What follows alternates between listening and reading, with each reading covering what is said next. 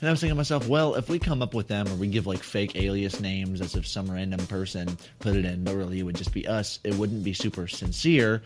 So I molded the idea a little bit to have 5 categories in which ChatGPT is going to ask us on-the-spot questions that we do not know. Mm-hmm.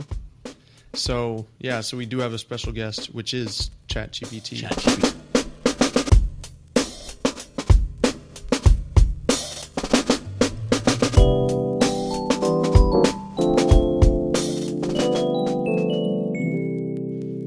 Welcome back, everybody, to episode 4 of season 4 of Theo Thoughts. It's the golden episode, 4-4. Welcome one, welcome all. Yeah. To, already 4 weeks. Yep. And even like double that time in school. What? Because we're approaching like week. I don't want to hear that. I don't want to hear that. All I know is that time's flying by too fast. It's going crazy. And with time flying by so fast, we are getting up into this season in numbers of episodes, and we ran out of topic ideas. Yeah. So we had an idea to where typically whenever we have a episode concept, we have at least a little bit of time to let it marinate. Yeah, we kind of talked about that last week of like sometimes we're like super planned ahead, like planning after this week's episode, we'd be planning immediately for next week's. And sometimes life. Right. And this morning I was laying in bed. I got 10 and a half hours of sleep. I get a text message from this guy. And he says, "Hey, what are we talking about today?" I'm like, "Oh, shoot, I have no idea." My wife says, "Well, I think it'd be cool if you guys came up with like some panel questions." So a lot of podcasts give out advice for different scenarios.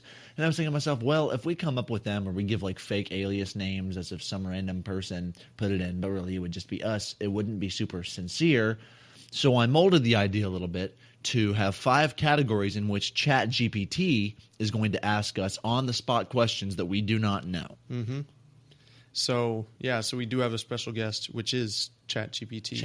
And which it's been a third member of the podcast from the beginning. It's been kind of our fact checker of when one of us is starting to say something, we want to make sure that we're not misleading or that we're not misquoting something, and so kind of have it as a live thing, so we're not like just spouting off a bunch of stuff that isn't true. Just have a quick fact checker helper. Right.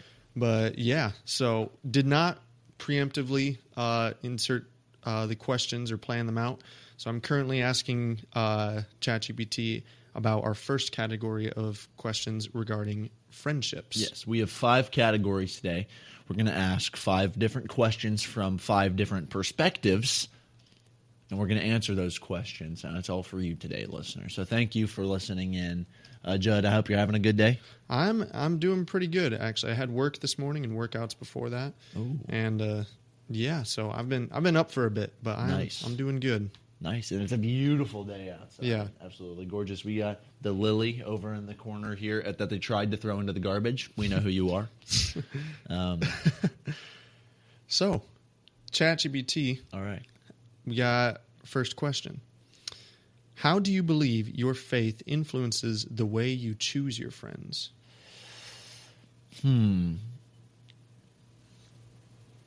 That's a really good question. So I think from the very beginning, if you want me to answer this, unless you want to take it, I think from the very beginning, whenever you live out your faith, which isn't super easy to do all the time, I feel that whenever you live out your faith, your friends sort of pop up with your interactions with everyday people. Does that make sense? Yeah. We're supposed to shine a light. Right. And your best friends are people who hold you accountable. Your best friends are people who you can speak to and who speak to you. So, I mean, like if there's a pyramid of the people who you hold relationships with, at the top of that pyramid is the people who you share faith with. Right. Does that make sense? Yeah. Yeah, definitely. I don't know if you described it once on the podcast, but you talked about like kind of the levels of like pals, friends, and brothers. Yeah. Kind of where like you have your you got your regular, just buddies. You know them in passing. You wave to each other. Say how's it going. You got your friends that you sometimes do activities with or go out to eat with, and then you have your brothers who are the closest inner circle. And I think in a similar way, Jesus kind of had a similar group of the disciples were his brothers. The 12 disciples, those were the closest knit people. Right. Then he had other disciples and other followers, and not to say that they were any less. This may not be the best example, but like in terms of like the ones that were like getting the most regular teaching and regular preparation, there were the 12, and then there were the rest of the disciples and followers, and then there were the people that he would go out to on the street and wave to and say hello and like offer a word of encouragement.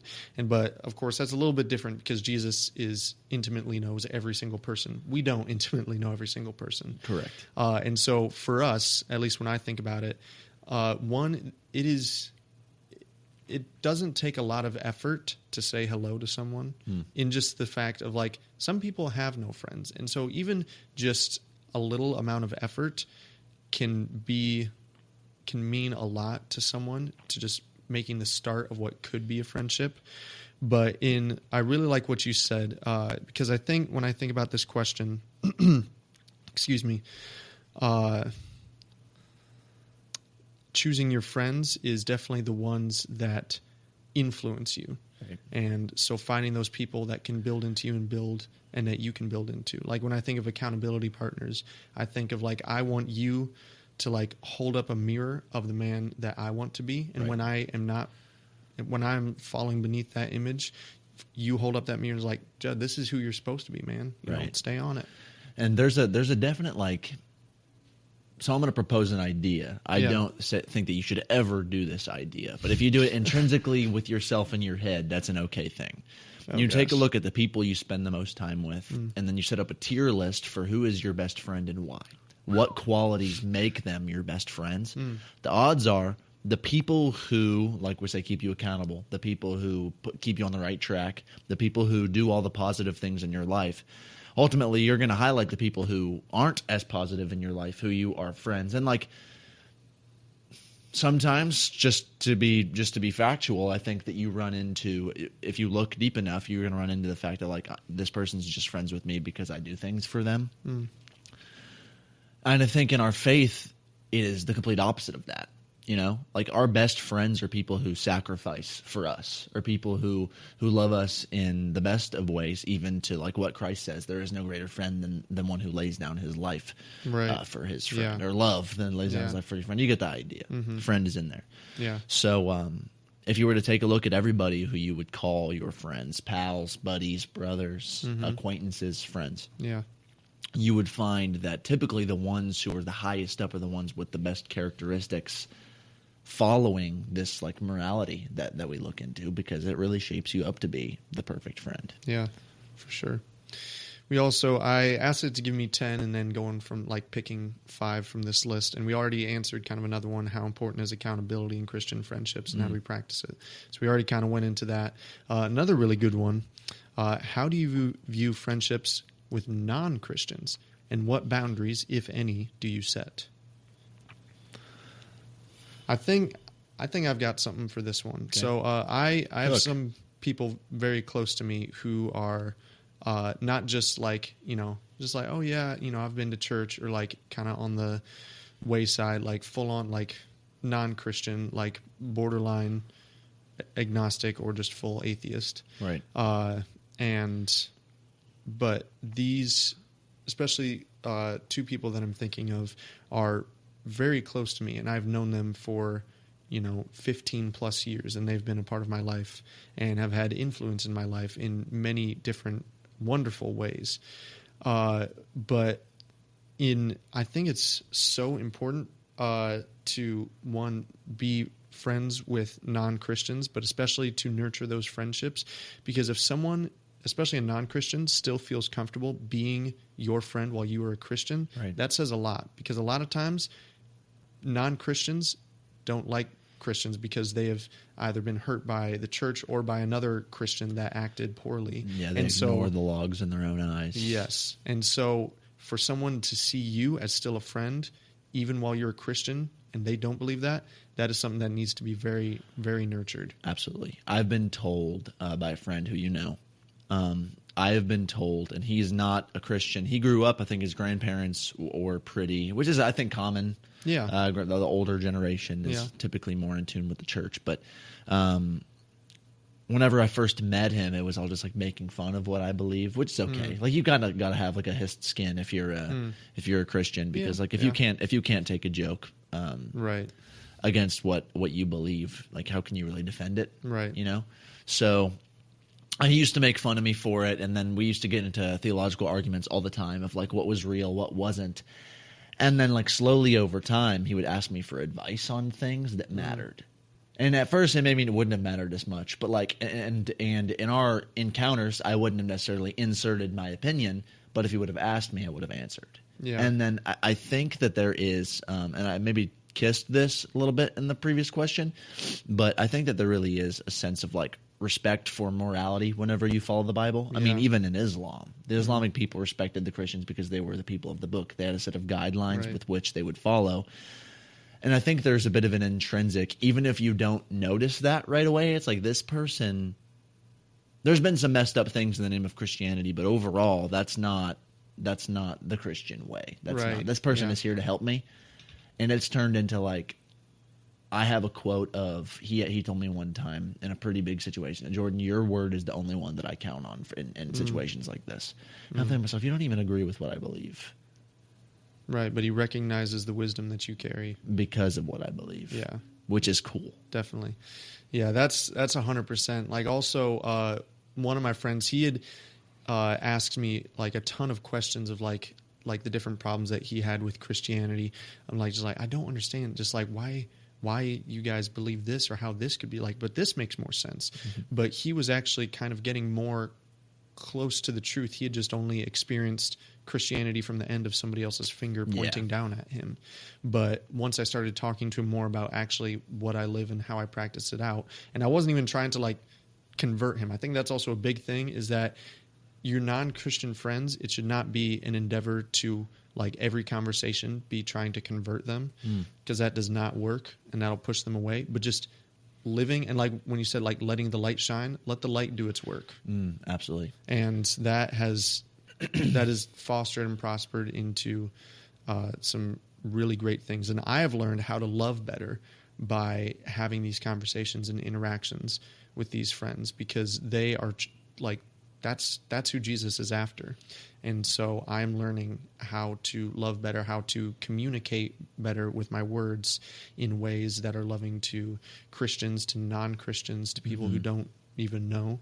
And I am not thankful that they are struggling, but I'm thankful for the experience and the wisdom that God has granted me through this experience. Right. And I think of Christ whenever he says, isn't it the sick who need a doctor? When you go to the doctor's office, 9 times out of 10, unless it's House, which I don't know if you know what I'm referring to. Yes, I know House. But he's not going to call you an idiot for getting sick. Right, yeah. He's going to say, oh, I'm sorry that you feel this way. Here, let me help you get better. Yeah. Right? Exactly. He has the knowledge. He has the know-how. He knows the right way to do things. Yeah.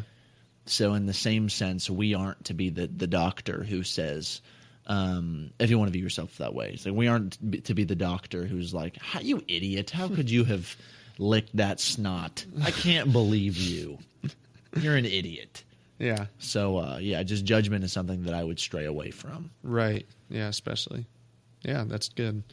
I like this so far, man. Yeah, I mean, it's going good. I mean, ChatGPT is pulling out some good questions for a language model. So, it's been about 13 minutes. You want to move on to the next one? We got 5 categories here. Okay, so next category is work. Work, another huge part of our lives. I've got maybe a question or a response. I'm curious what ChatGPT is going to come up with. Yeah. So ChatGPT, what do you have to say about work? And I don't know what perspective that you're coming in from, but thank you all guys all again for listening and watching. I hope you're enjoying the new view of the camera. You can see our beautiful faces.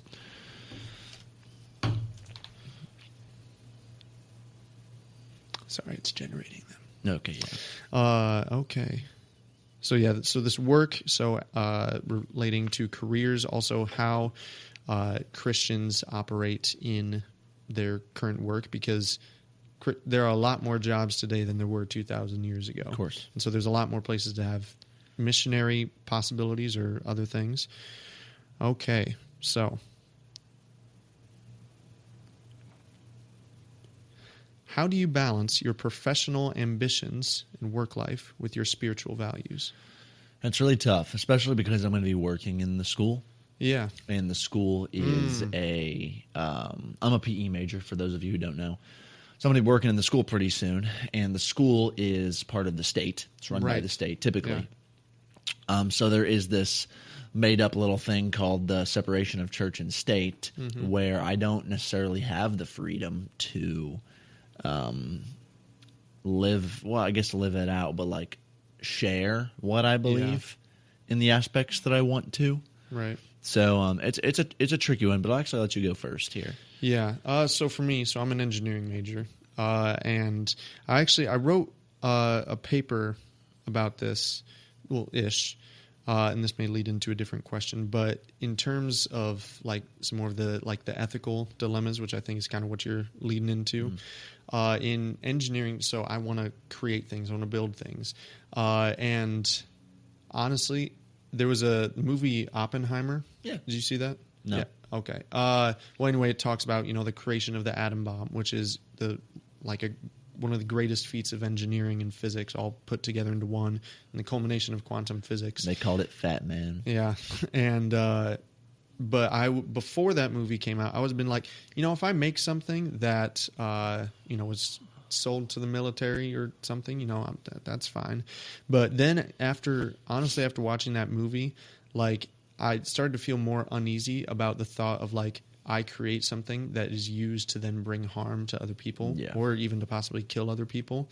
And that made me feel not good. And so one thing now, especially with like maintaining the Christian morals, like I only want to create things that help make things better or help make things more efficient for people that have needs. Like I'm currently looking into post graduation, I'm starting to look at companies working in prosthetics because I want to try and help design things that actually help give people back something that they've lost. That's cool. And so for me, it works a little bit better, but it's also like if I came up with an idea for something that could have military applications, I may have to lockbox, throw it in the river kind of thing. Because even if it could be successful and make money, like, is that the legacy I want to leave? Like thinking of Oppenheimer, the father of the atom bomb, which when it was used was the greatest, killing in all of human history. I do not want to be known for that. Right. Like I only want my legacy to be Jesus. And in that way, I want to make sure that what I am helping add to the world is adding to the people's betterment. Right. And so for me, that's how that works. Yeah, it's pretty noble. That's pretty noble. And I don't know if it's as noble as yours, but I think that as a teacher, where I necessarily can't preach out what I believe as much, I just think it's paramount that I make a difference. Yeah. Especially if I'm coaching. Right. So, I think there's a little more leniency with prayer and faith and coaching. I know before every track meet and football game in high school in the locker room, we sat down and had a prayer. And at halftime or before the game, we would pray too, which was something that was a tradition. But I think it made a difference. For other people, it was just something you did. But for me, because I did the praying my senior year at halftime, and it made a big difference. But once again, I just think it's paramount to make a difference. I want other people, I want to be so good at my job and so good at reaching out to the kids who don't have such a good home life that they're like, I want what he has, you know? Because then if they come search after what I have after school, then I'm totally allowed to. I'll be like, well, come to church. Yeah. Come see what I believe has to offer. Yeah. You know? Yeah. I think it's also going back to that light of preaching the gospel all the time, and then when necessary use words. So you'll be able to just being that affirming, encouraging, fun, PE coach. That can be the best part of the kid's day. I know PE was one of my favorite classes in elementary school and middle school. And, when the right person has that position, they can have so much influence on that kid's day. And so even just being yourself that you are now, that's that can put a lot of smiles on kids' faces. Yeah. And that can be all the light in the world. And that's ultimately the goal. Is light shine bright everywhere you go. Yeah. For real. Illuminating the soul, right? Toby Mac says. So yeah, just shine in your workplace no matter where you can with the words that you can use and the words that you can't use. Right. We're supposed to demonstrate that. Yeah. So I'm curious. So this kind of leads into the next question. So how do you witness or share your faith with colleagues in a respectful and non-intrusive way? Well, I kind of feel like these are all sort of coming to a crux at the same thing. Yeah, you know? Just demonstration. Like you can tell the difference between a teacher who goes in between every class to the teacher's lounge and just spills all the tea.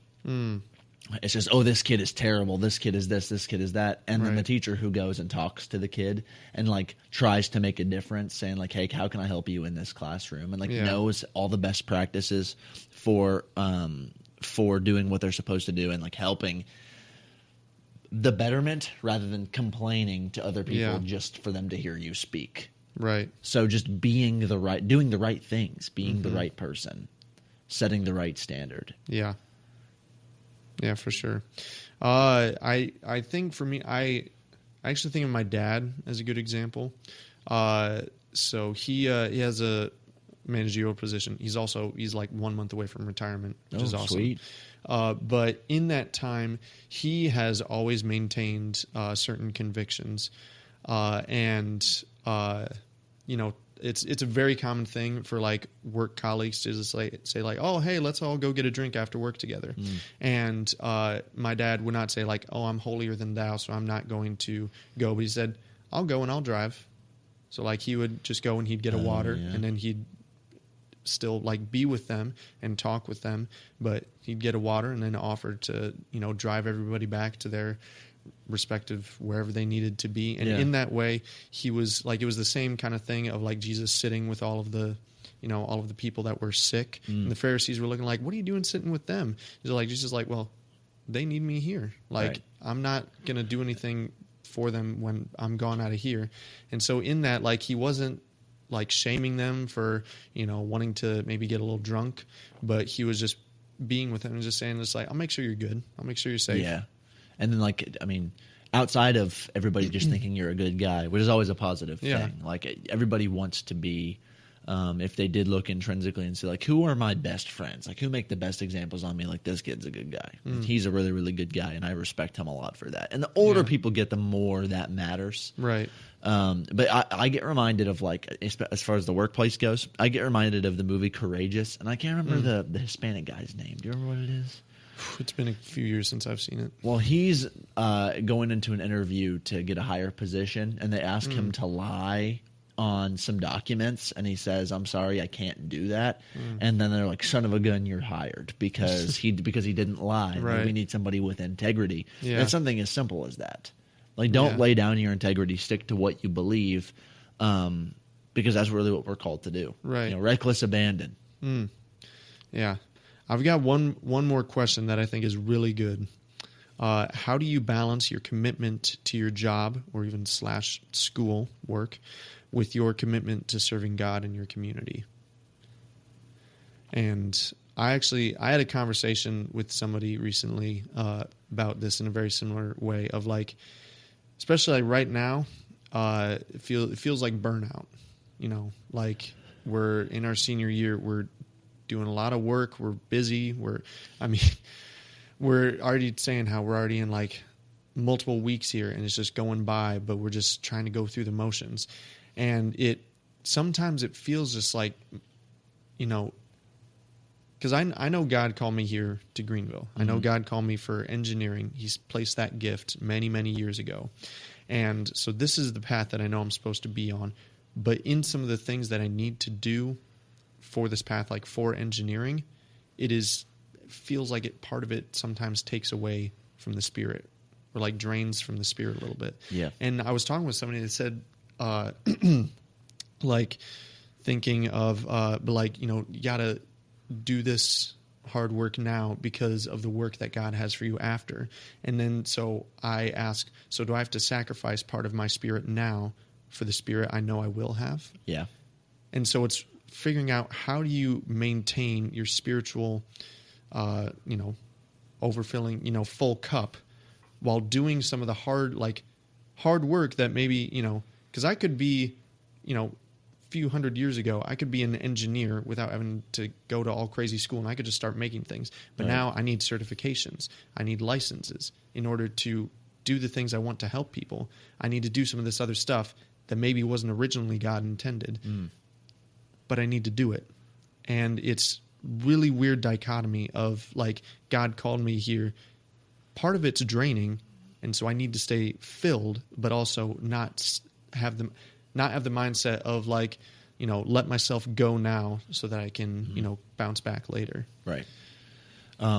What is it good for a man to gain the whole world and lose his soul? I think about that. Yeah. Which is that's a Toby Mac thing. Yeah. Again, it's 2 Toby Macs in one episode.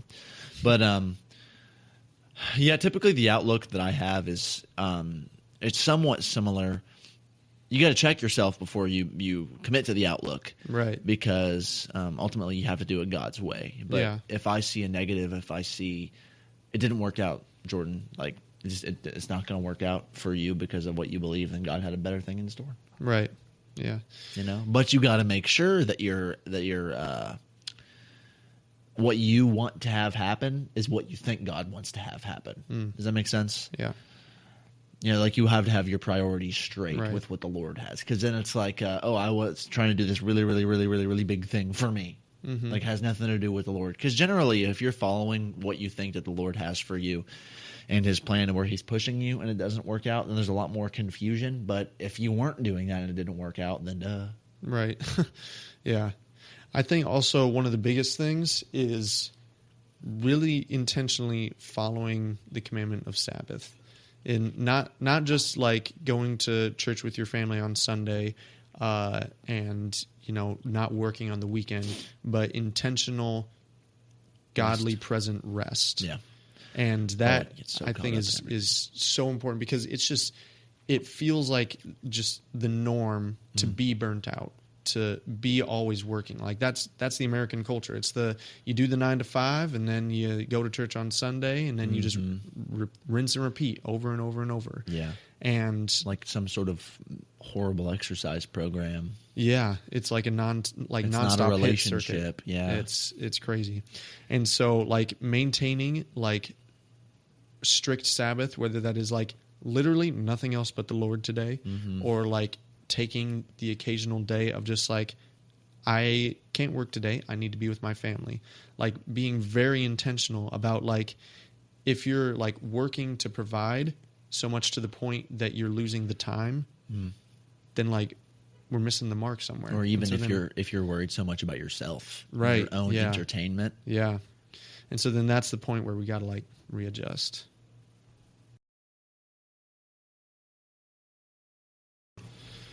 All right. So next we have history. History. Now this is what I was looking forward to. Yeah. And so we're both we both like the history books a little bit, interested in especially biblical history. Yes. So now this we're going to try something a little bit different.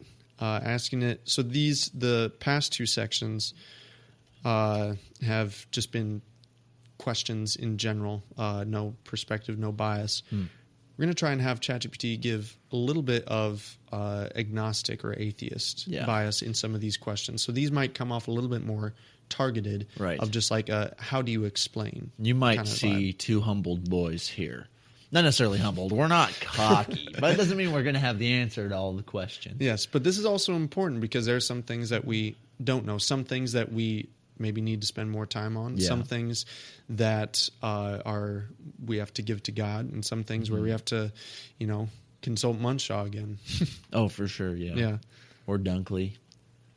People with wisdom. So I wanted to, this morning whenever I thought of this topic, I wanted it to be a little bit of a change, because this is outside of the realm of advice. With the other, this is topic number 3. So with the other 2 topics thus far, it's been advice, what's our outlook on how we live our lives. But this is a test of what we know. This is a test of really what we believe, what we follow in a antagonistic sense. So we got them? Or? Yeah. Okay. They're generating. Okay. All right. Here's an interesting one. This is the first one. How have religious institutions shaped historical events, and how would history have unfolded without them? So this is, I think, just looking at one kind of Christianity's impact on world history. Yeah. So I think a lot of places, and you'd agree with me on this, and a lot of places in history, the church has actually been a very negative impacting thing in history. I guess in history, it's been this way in history. It's not good grammar. It wouldn't get a good grade on a paper, but it's the truth. I mean, if you look at the Crusades, I really don't think they were done for the right reasons. No, they weren't. Not the brightest spot in. But Christian that history. doesn't, and I think this is a huge disparity between the truth that we believe and things done in the name of Christianity, because people say like, "Oh, you're claiming that." Whenever you believe Christianity, you're claiming all of the people who have done wrong in the name of it, but we're not. It's not. That's the same with like every single thing. If you have 1% of a 99% group of people that goes extreme in one way, and then assuming that when they do it, all of the 99 also think that way, or like vice versa, is not the case. Well, and a lot of people think that Christianity is a super aggressive belief, and it's like, oh, you have to believe our way or you're going to hell. Right. No, I really don't think. I think it's an uncomfortable religion. I think it's made to make you uncomfortable because there's an honest truth, which is why I also think that it's so ostracized today in comparison to other religions. You never hear people complaining about Hinduism or some other religion. You never hear that. But I guess to answer the question, how it would have, what was it? It was how it would have changed. How did the rise and fall of different religious empires, or basically in our sense, the Christianity, impact the development? Whoops, sorry, wrong question. Shape historical events, and how would history have unfolded without them? Negatively, I think it's impacted, but I think it's impacted even more for the positive. Christianity, post Jesus, like those first few hundred years right after, were like some of the craziest growth. Because then we started to get the Roman Catholic Church, which was the church. Yeah. And that spread across Eurasia, Africa, wildfire. And I think in that sense, it started to unify people in a certain way. I also think of hospitals started out as Christian charity groups opening up homes to take in sick and help them get better. And that's even where St. John's or St. Paul's, these are hospitals that are named after saints, because it started as Christians offering the charity of caregiving, and then it has just continued to go further. And so that's one of the ways that I think that Christianity has really helped develop, is the way of hospitals and of people need health care, and so we want to make sure that we're equipped to help. Well, and in the typical sense, I would say that the places that the church did do wrong, it wasn't the church, it was someone's own ambition using religion negatively. Yeah. So in reference to the Roman Catholic Church, or the Holy Catholic Empire, really, that it was, the popes typically weren't very good dudes. The king set the pope, and then the pope set the king, and then there was this loop of power, this figure eight of power, who they didn't know who really was in control. Right. And that's where you get into the whole Charlemagne and the emperor and all this stuff. But really, it was just people who wanted power, and religion was a way to control people. But that doesn't mean that the religion itself was bad. Right. I think that it was used wrong. So we get into the same conversation we have today with gun control. Yeah, or even it's the people that are the problem, in my opinion. You can disagree with me. That's okay. Please don't flood the comments. I would say more similarly like slavery, because slavery was used with the Bible, especially the slaves obey your masters. That's a verse in the Bible. Yes. But it was taken out of context and used and shoved in the face of people and saying just well, this is what God says, but they were taking it because it's well, I don't have to work, so. And it says these three words here. We're just going to take out all of the other stuff, but slaves obey your masters. Which wasn't the point. Right. No. It wasn't the point for them it wasn't supposed to be a scapegoat for you to be able to have slaves. It was because slavery was such a normal thing. It was also the word slave also meant servant, and it was more just it is don't be rebellious for rebellion's sake. Like, don't, like, in the terms of, like, uprising and all of that, like, not everything, because, like, Jesus also didn't fight the Romans. Like, that's what the Jewish people wanted. Yeah. He wanted them to be their warrior king that, took away that oppression. Not to say that it was fine or acceptable, but just, like, a feeling of, like, Jesus wasn't looking to radically change the cultural norms, but more some of the spiritual norms. And then knowing that things, like, the right people start to progress. And so, like, we have what I'm very thankful for, part of Free Methodist teaching and, like, Wesleyans, like the Wesleys, like, free Methodists. Yeah, that's the whole just point. Like, we're not doing slaves here. No slaves like, here. Yeah. And so that's, waiting for the right person to realize, like, you know what, it is time to change now. So, and also, maybe to cap off this question, I would look into the founding of the nation that we call home. Like, at the very beginning, the United States was a prosperous nation because it built its foundations upon the word and upon the belief that they had. And as we have strayed away from that, it has gone down and down and down the hole. So keeping that in mind, I guess ultimately to answer the question is, it's been positive. History has been shaped positively by the use of Christianity, though there has been negatives, but that wasn't the religion's problem. That wasn't the relationship's problem. Jesus never said we should do any of those things. Right. So, yeah. All right. So we touched on about like 3 other questions when talking about that.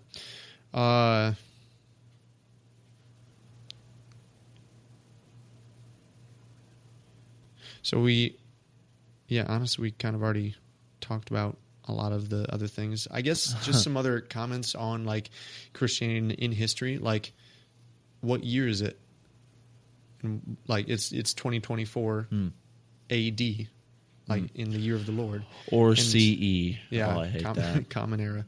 But like that, actually, Neil deGrasse Tyson? Of course. So he actually said one point why he uses AD still. Gregorian monks. Yes, respecting that, like, the way our calendar is like the most efficient way of, like, tracking everything, and it was made by these Gregorian monks in wanting to bring the root back to Christ and, like, the honor and the respect of that. It's like the same way, like, when somebody comes up with a new element and then they get to name it, and then we still call it after that. It's just like, well, they put in the work, they discovered it, and now I get to use it.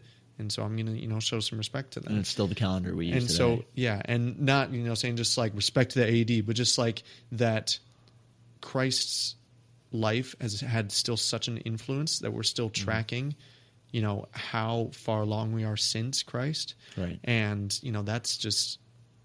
that's really cool. Because, like, every time, you write at the top of your paper the date, you're writing, how far back Christ was, and that's, your connection to him. Yeah, for real. You think Christ doesn't, our culture doesn't revolve around some semblance of him? Check the date, baby. Yeah.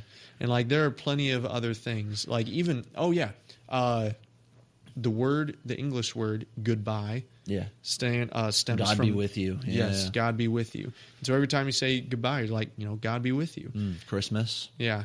Exactly. Like, it's still shaping, and it brings people together. And, like, there are certain things that are, seen as secular, but they stem from Christian tradition or teachings, and they are, like, a focal point of part of who we are today, and both secular and non-secular. So I think that's really cool. Very cool. Any more questions? Are you ready for the next topic? I think we're good for the next topic, which is family. Very cool. Family. They say whenever you get married, the biggest arguments that you can have are about sex, family, and money. So family's obviously a big thing that you can talk about in marriage, outside of marriage, in regular life. A lot of people have a lot of problems with their family. And we as the people of the book like to think that we have a way about this. So you got the questions? Yeah. Generation. Okay. Yeah. How do you prioritize faith within your family life? Oh, Well, this is relatively easy. I'm a little bit of an outlier here because all of my cousins are pastors' kids. All my uncles are pastors. A handful of my aunts are pastors. My grandma and grandpa are both ordained on my dad's side, which is the side of the family that we always have one. Yeah. Typically, there's one side of the family that's favored. But as for my other side, maybe I shouldn't get so personal. I don't know. I'll let you go first, Jim. Okay. I don't want to misspeak. So faith within our family. I think not the routine of going to church on Sundays, but like the get to go to church on Sundays. And like if a family does it the right way, like it can be something really good. But just like not following in the routine of just like, oh, it's Sunday. All right, we're all going to church. Yeah. It's all right, guys, it's Sunday. We get to go to church today. Yes. And it's the mindset change. And I think that is something that's very unifying, because it's like it goes back to like traditions, because like tradition is an aspect. Of course, it's important to know why you practice a tradition, but like I am really thankful for the tradition of like, you wake up and you start your day together, and then you start it with the Lord at church, and then you go back home, and then you share intimate meal together, right? And either do something with each other or rest in the Lord. And I think that is something very important, because it's time together. There is so much beauty in purpose. There is a super negative thing going around just about going through the motions. We talked about it with work, just working your tail off all week, going to church on Sunday, making sure you check that off the box, and then starting again. Like that's what makes Monday so negative. But whenever there's a purpose to why you do things every day of the week, it makes a huge difference. Yeah. And like knowing the purpose for that. Right. That way people never fall out of like, it's a crazy number of people who grow up in the church who leave by the time they're an adult. Yeah. Why? Because they don't understand the purpose. The right. purpose isn't communicated. It is the same. We go to church on Sunday because it's just what we do. They don't know why. Yeah. You sit through church and then the parents have a bad attitude because it's boring. Well, yeah, it's boring. Sometimes what isn't boring sometimes? You can watch your favorite TV show and there's going to be a filler episode. Yeah. So I think there is so much beauty and purpose, because whenever you realize that, hey, we are thanking the Lord for our food. Like, this is not ours. Like, we worked the land, but the Lord made it grow. Yeah. There is purpose in everything, and there's beauty in that purpose, and it gives your life way more meaning. Yeah. Yeah, that's good. Another question kind of leading into it. What role does prayer play in strengthening your family relationships? I mean, Christ is the strengthener. Like he is the glue that holds the entire apparatus together. So without it, it's going to fall apart. Yeah. You can tell about a family who prays intimately together and a family who doesn't. In a scientific experiment, I'm going to say this confidently, you will see a difference. Somebody do it. You will see a difference. Even within the church, you will see a difference for a family who takes it seriously, for a family who just goes Sunday to Sunday. Yeah. I spent prayer, especially communal prayer together, is so powerful. And like also like in the role of like parents praying over children, like even when they don't know it. Like I know every night my parents pray for me. And when I'm with my parents and it falls to night, my dad always prays over me. Like we hug each other and says, all right, let's pray together. And that is something that like it always feels like a need. Like it's just like I needed that. And then also the times of like when a family is struggling, like bringing it back to prayer, not letting it go into like confusing arguments or frustration or worry, but bringing just like, okay, there's a lot of emotions going on right now. Yeah. So real. let's pray together. Well, and how obvious is it? We think we know all the answers, but we try to figure it out instead of leaving it up to the person who knows everything. Yeah. Right. Person is downgrading. He's not a person. Mm-hmm. For sure. Yeah, I also think, like, as you are starting, so we're more talking about, like, founded families, but in starting families, I mean, you started on the road there. I mean, you got the two now, the one. Oh, yeah. As in, not kids. Like, I'm married. You're two and they're now one. Anyway, but in the, like, the start can be part of the hardest part. Mm-hmm. And so maintaining that regular, just like, okay, we got to make sure that our hearts are aligned with each other, Mm-hmm. and that singular heart is then aligned with the Lord's heart. With God, yeah. And I think it's super common where people reach the plateau of success.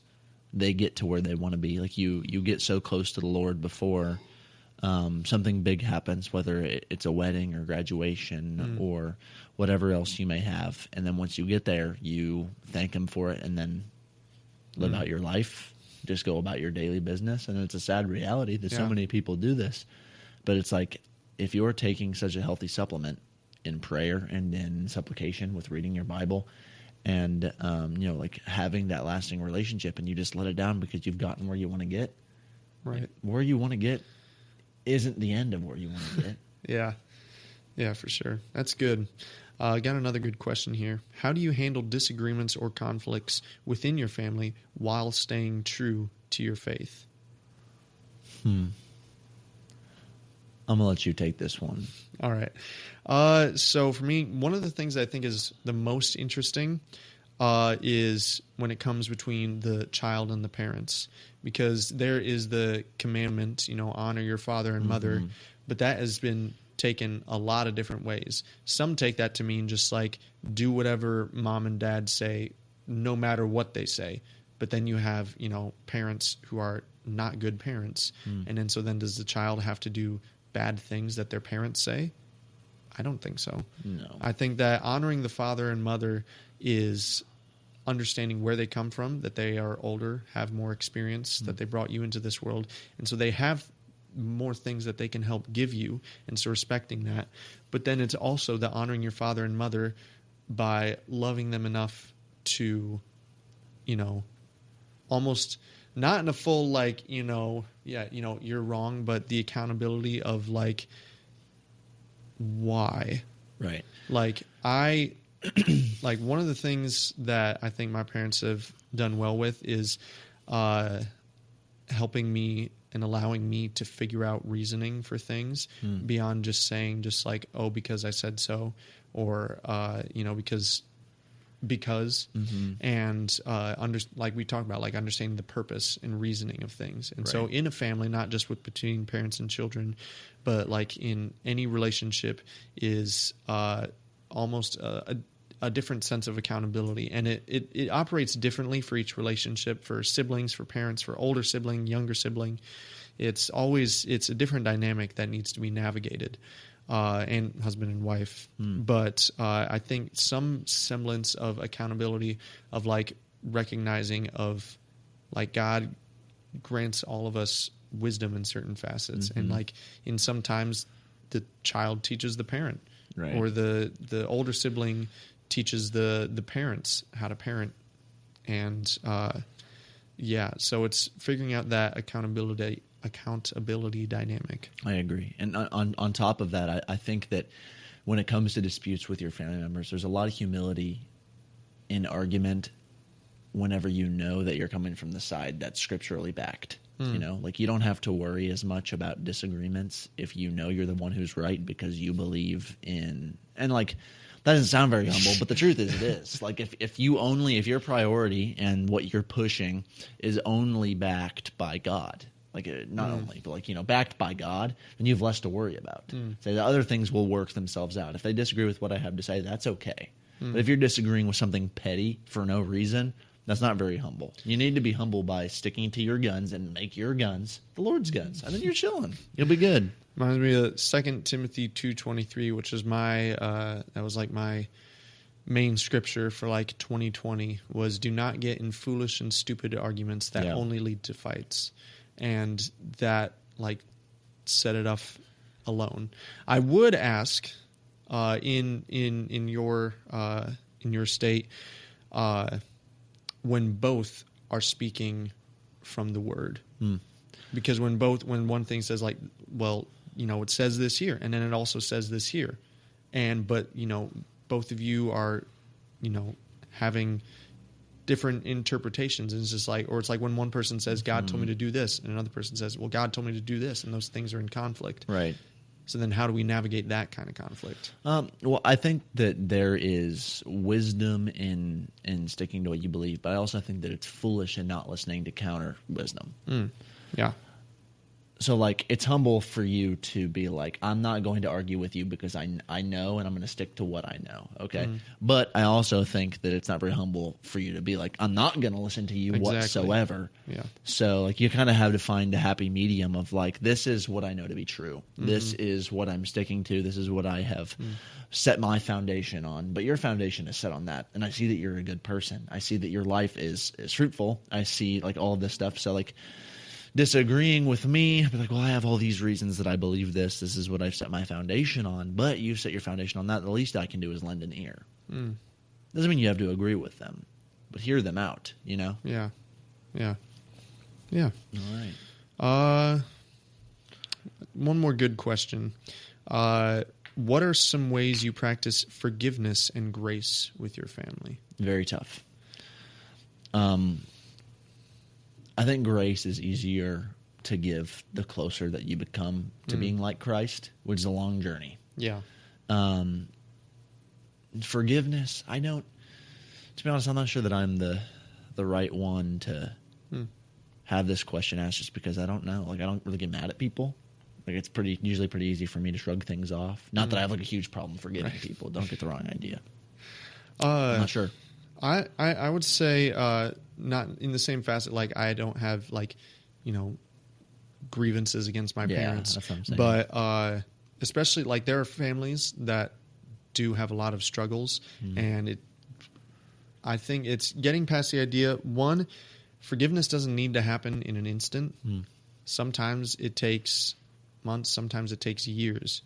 And it can be a hard process for sometimes a family to go through the stages of forgiveness, because if a parent wrongs their child, that can have a lasting impact, and so sometimes it'll take the child years, and they'll need to leave and figure things out in order to get to a state of forgiveness with them, and that's okay. It's hard and it's not ideal, but sometimes that's how it is. And then similar facets, when a child has really struggled and pushed everything in a way and gone all against the rails, sometimes the loving thing as a parent is to, like, I love you, but it's hard to see you like this, and I need you, like,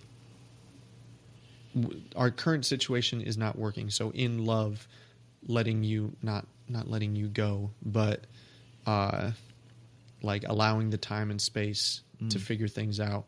And that's why, like, forgiveness and grace is honestly, like, in some of those aspects, super difficult. I have not had that experience of, like, needing years to forgive, or, like, fighting with everything in me to offer grace. And that's more so what I'm saying. Yeah, too. But it is definitely, like, it is an aspect. But I think it's the letting go of the expectation that forgiveness needs to happen tomorrow. And being okay with somebody taking their time to either forgive you, or knowing that you need more time in order to forgive right. Because you don't want to forgive hastily.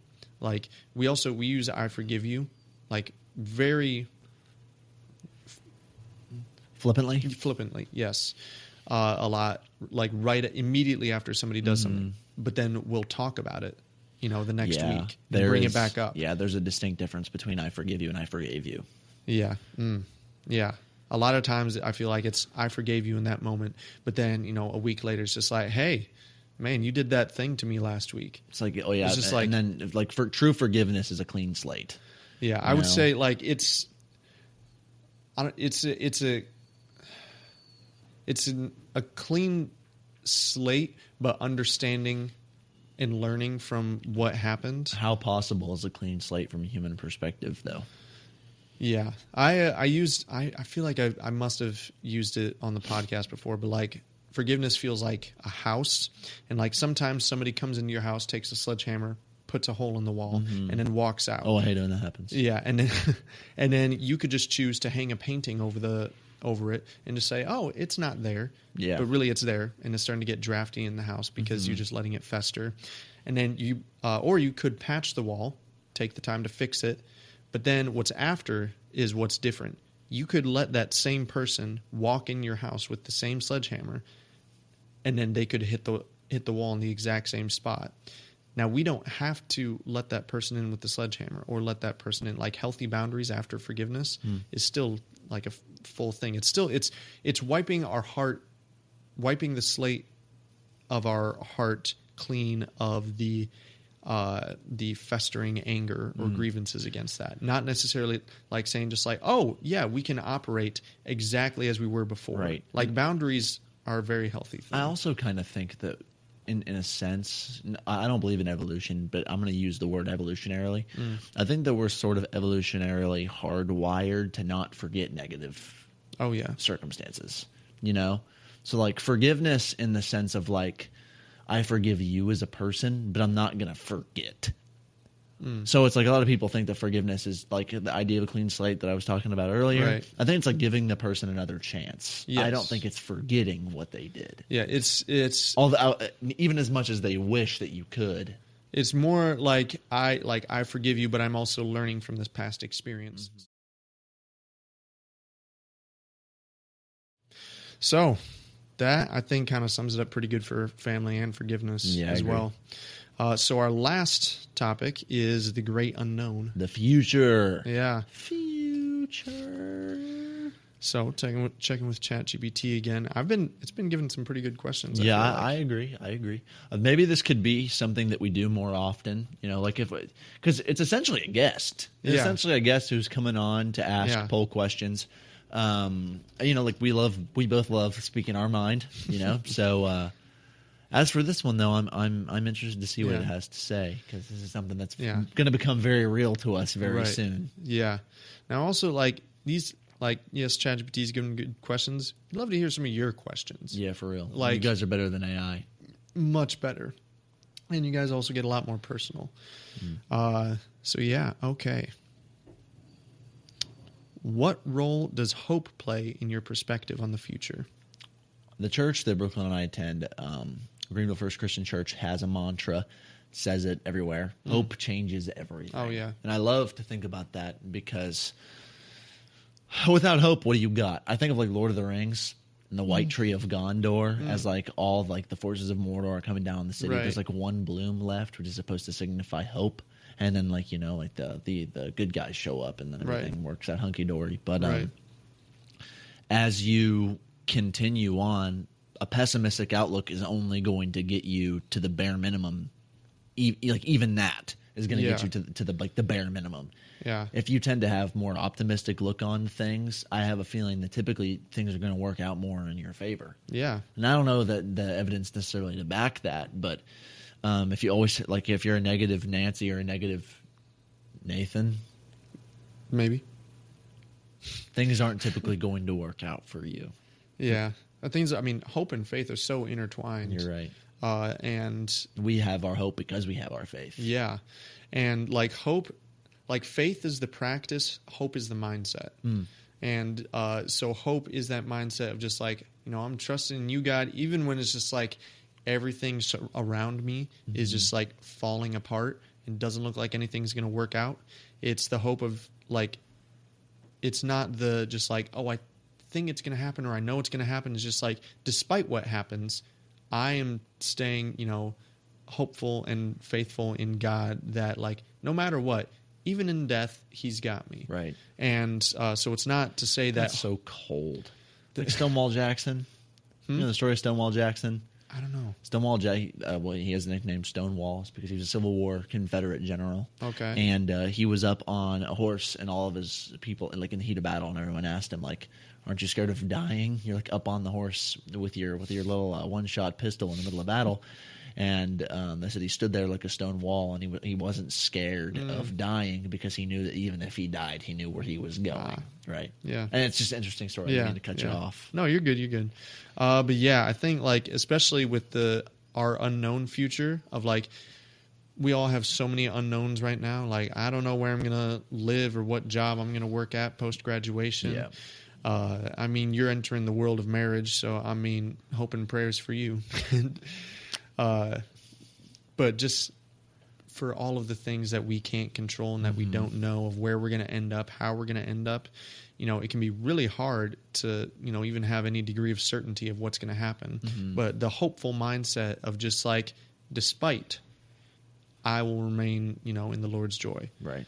You don't need to have certainty to have hope. Right. For sure. Yeah, definitely. Yeah.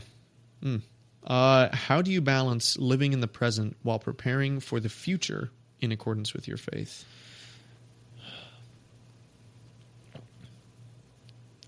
Well, I think that often we get so caught up in living in our present to prepare ourselves for our future that we forget to live in the present. 100, 110, 200%. I mean, we kind of talked about that, touched on a little bit earlier, like just like, do we have to like, spend these 4 years of college like living for the years that will come after? It's so sad because like so many people just robot through their weeks. Oh, I have to get this done. Living for the weekend or something. Yeah. Everybody's working for the weekend. Yeah.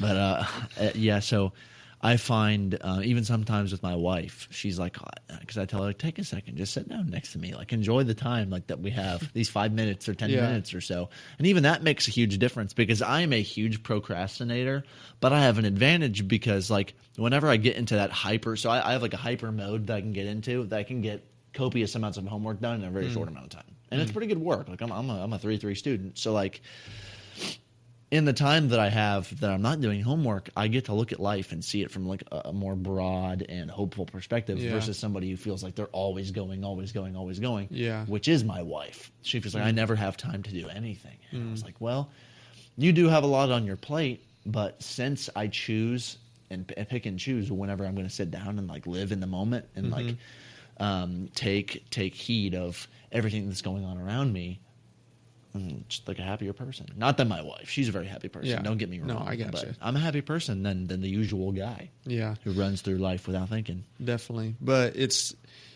so important to, even in our like preparation times, to make sure that we're not like living to make tomorrow good, but like living in the good of today.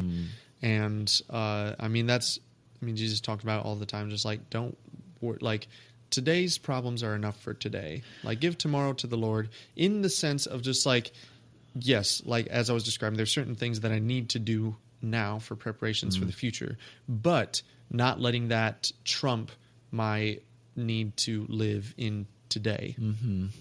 There's a song by Casting Crowns, and typically it's a good episode of Theo Thoughts if I bring up a Casting Crowns song. I'm realizing that in my head. But it's called The American Dream. And it's about this guy named John who is working to give his family the finer things. And throughout the song, it's like, "Hey, Daddy, can we go out and play?" And he's like, "Not this time, son. I have no time to waste. Maybe tomorrow." Right? And then like it goes on to say like he works all day, but he can't sleep at night. He says things will get better. Just give him a little more time. But then he's like his kids and his wife, their life is like flying through his eyes, and he's just working to give them a castle on the sand. And there's a part of the song that says, "I'll take a shack on the rock over a castle in the sand." Right. Because he works all day and he can't sleep at night. Exactly. Yeah. That really plays well into our two topics back about work, about just like spending all that time, like just working to try and give better. Just like, I really like that. Like I'd rather take a shack on the rock over a castle in the sand. That's good. Yeah. I listen to the song. It's fire. Yeah. That's really great. But yeah, that's really great. One more question, maybe. We've been hitting it pretty hard today. We have over an hour of recording time. So this is good. I like this. All right. I think this will be a good finisher. Okay. How do you see the concept of eternal life affecting your perspective on earthly life and the future? We do everything for the kingdom. What really matters here? I mean, I'll go back to the song we just referenced. Like, our shack on the rock, I'm okay with living in it because I know what I'm going to live in whenever I get older. And that's why you see people who have nothing with so much joy and so much sometimes you see people who are on their deathbed the happiest, and it just doesn't make any sense. Right. Sometimes you'll go into like a hospice ward, and then you'll see these people who are so close to death, and a lot of times it's somber, but every once in a while you'll see somebody who's ready. And it's just it's a very very awe-inspiring thing. Yeah. Yeah, also thinking of just like how small the time here on earth is in comparison to what's going to come after. And in the fast of just like, here is, we have the opportunity here, kind of what we were talking about last week, to get little tastes of heaven every now and then. And so like trying to reach and grab for those opportunities where heaven touches earth and the lines are blurred.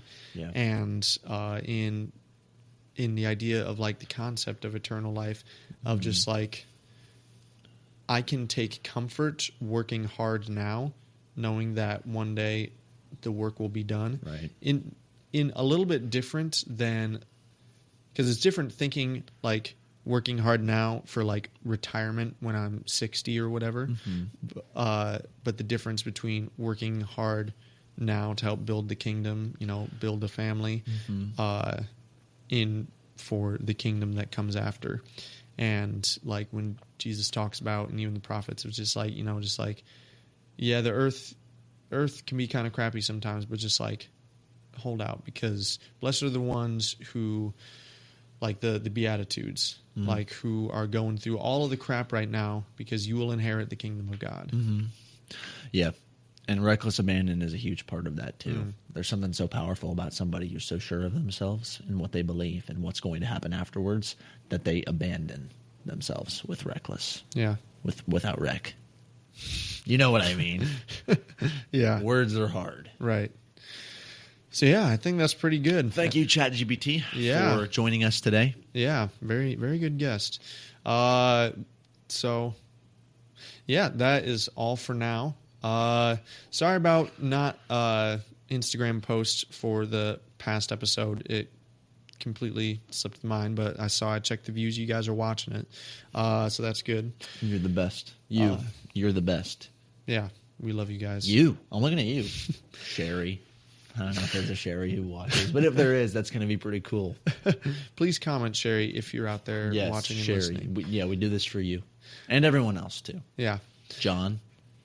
Oh, that's an easy one. There's got to be a few Johns out there. Okay. Anyway, so we want to thank you guys for checking it out. Again, check our Instagram for more purposeful, regular updates about episodes at theo_thoughts.podcast. Of course, check out our YouTube. That's where you'll see the episodes first.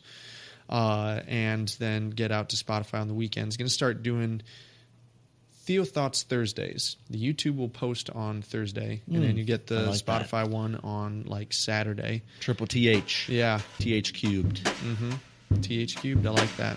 So for now, I'm Judson Page. I'm Jordan Peternell. Love y'all.